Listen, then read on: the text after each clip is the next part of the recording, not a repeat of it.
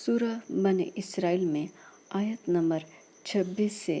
30 تک میں اللہ پاک فرماتا ہے، اور رشتہ داروں اور محتاجوں اور مسافروں کو ان کا حق ادا کر دو، اور فضول خرچی سے مال نہ اڑاؤ، کہ فضول خرچی کرنے والے تو شیطان کے بھائی ہیں، اور شیطان اپنے پروردگار کی نعمتوں کا کفران کرنے والا یعنی ناشکرا ہے۔ اگر تم اپنے پروردگار کی رحمت یعنی فراخ دستی کے انتظار میں، جس کی تمہیں امید ہو، ان مستحقین کی طرف توجہ نہ کر سکو تو ان سے نرمی سے بات کہہ دیا کرو،